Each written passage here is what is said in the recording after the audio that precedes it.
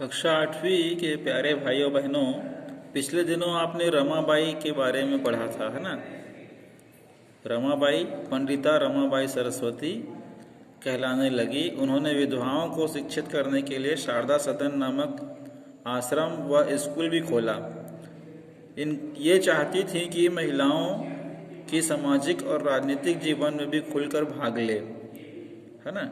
इस प्रकार 19वीं सदी में नारी सुधार के क्षेत्र में अनेक प्रयास हुए, मगर इस क्षेत्र में अभी भी बालिका शिक्षा का उद्देश्य पूरा नहीं हुआ है।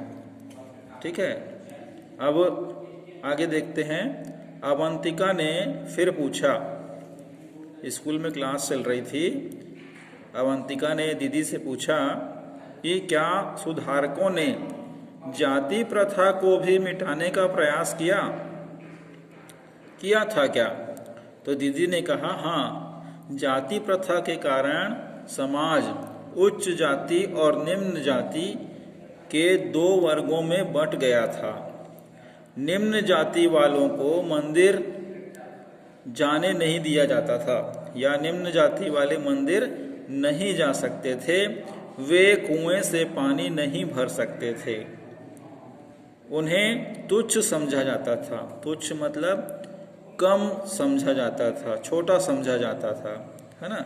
जाति प्रथा में दो वर्ग में बंट गया, ऊंची जाति और निम्न जाति या नीची जाति। ठीक है, रामकृष्ण मिशन जैसी कई संस्थाओं ने जाति प्रथा को कड़ी चुनौती दी और ब्रह्म समाज के प्रभाव से महाराष्ट्र में भी परमहंस सभा का गठन हुआ। इसके सदस्य विभिन्न जाति के लोग थे।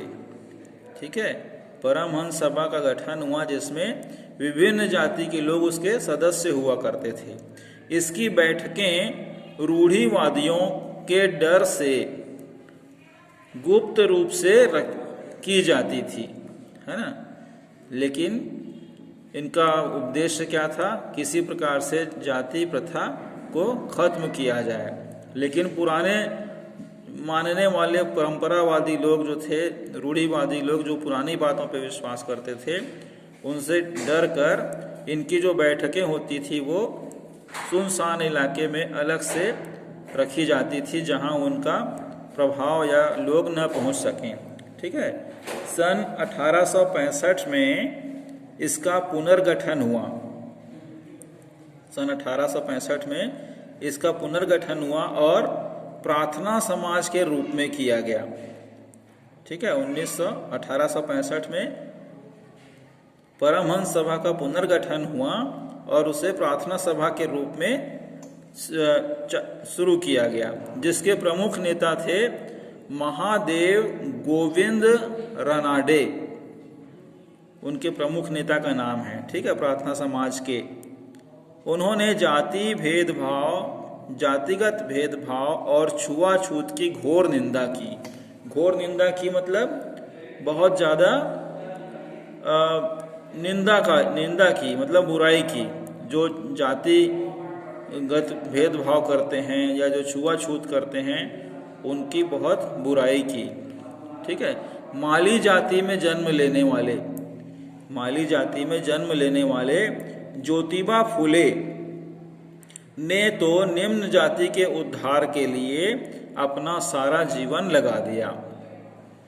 ठीक है, अपने प्रयासों में तेजी लाने के लिए 1873 में सत्य शोधक समाज की स्थापना की। किसने? ज्योतिबा फुले ने। कब की? 1873 में। इस संस्था का मुख्य कार्य निम्न जाति के लोगों को समानता का अधिकार दिलाना था, मतलब बराबरी का अधिकार दिलाना था। इसने प्रारंभिक शिक्षा को अनिवार्य एवं निःशुल्क करने, ज्योतिबा फुले ने क्या किया? सत्य शोधक समाज के माध्यम से प्राथमिक शिक्षा मतलब शुरुआत की शिक्षा को अनिवार्य कर दिया एवं निःशुल्क करने, निःशुल्क मतलब बिना किसी प्रकार का शुल्क लिए तथा दलित जाति के पुरुष एवं महिला शिक्षकों की नियुक्ति की मांग की जाने लगी। ठीक है, उन्होंने प्रयास किया कि बच्चों को जो निम्न जाति के हैं समानता के अधिकार के तहत प्राथमिक शिक्षा को अनिवार्य करें, निःशुल्क करें तथा दलित जाति के जो पुरुष और महिलाएं हैं उन्हें शिक्षक के रूप में नियुक्त किया जाना चाहिए। इस प्रकार की उनकी मांग थी। उन्होंने विभिन्न नाटकों एवं लेखों के द्वारा जाति प्रथा के विरुद्ध जन जागरण लाने का प्रयास किया। नाटकों और लेखों के द्वारा क्या किया? जाति प्रथा के विरुद्ध जन जागरण लाने का प्रयास किया, लोगों को जगाने का प्रयास किया। ठीक है, 20वीं सदी में महात्मा गांधी ने भी जाति प्रथा पर चोट की मतलब वार किया। उन्होंने इनके उद्धार के लिए, किसने? गांधी जी ने निम्न जाति के लोगों के उद्धार के लिए, कल्याण के लिए अखिल भारतीय हरिजन सेवक संघ की स्थापना की। अखिल भारतीय हरिजन सेवक संघ की स्थापना की।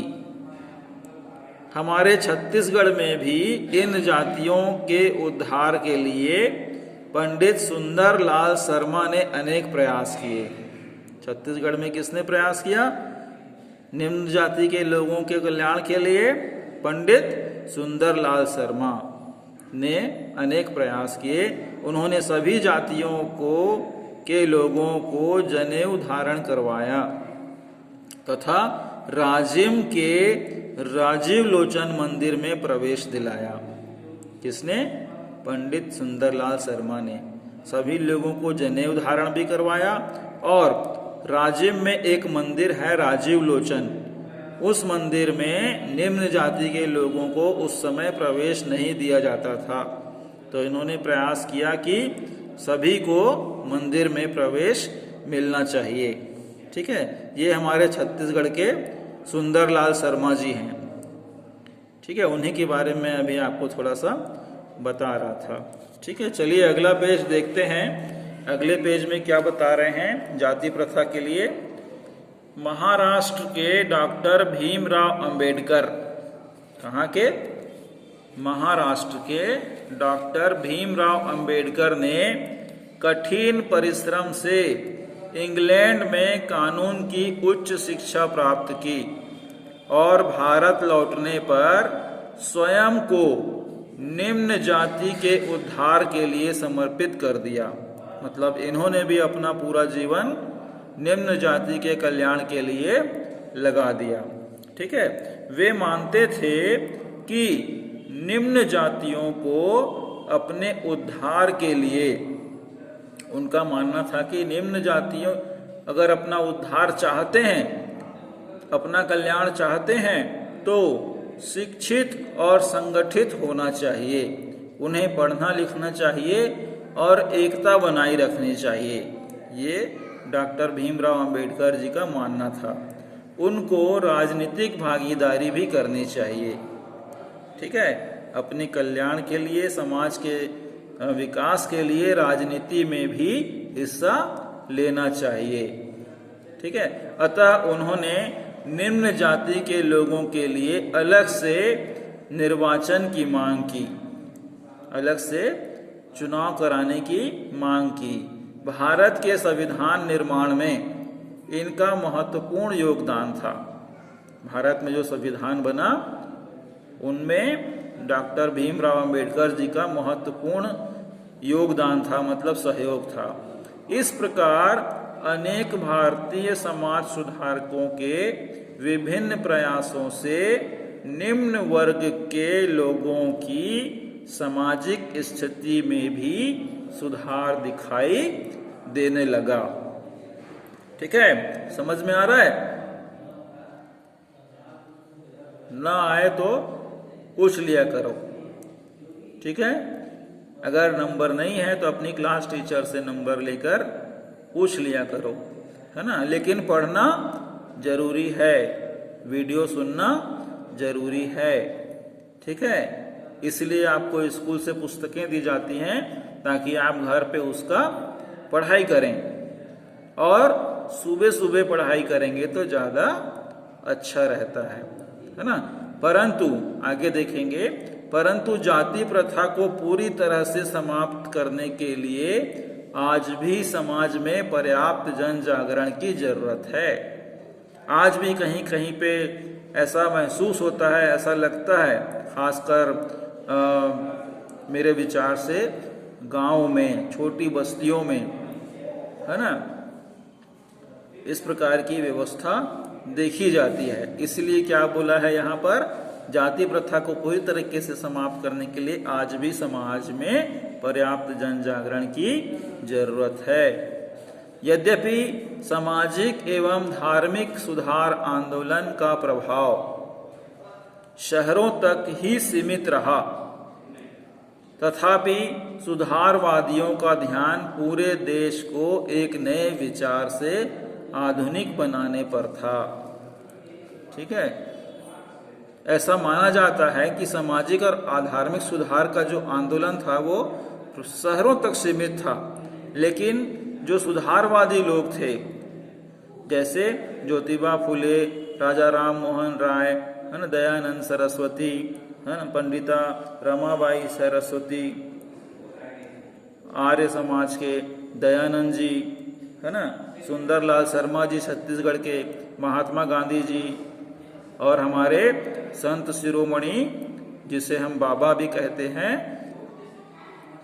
श्री गुरु घासीदास जी भी समाज सुधारक में अनेक विचार दिए और आधुनिक बनाने का प्रयास किया।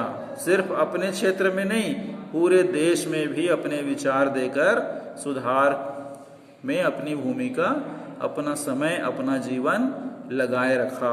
इसलिए हम आज उनके बारे में जान रहे हैं, पुस्तकों में पढ़ रहे हैं, उनके द्वारा किए गए कार्यों को सभी समझ रहे हैं, है ना, क्योंकि उन्होंने अच्छा कार्य किया है, इसलिए उनका नाम पुस्तकों में भी छपा है, कहानी के माध्यम से, कथा के माध्यम से, है ना, विचारों के माध्यम से, जिसे हम पढ़कर जागृत होते हैं, समझते हैं, जानते हैं, है ना।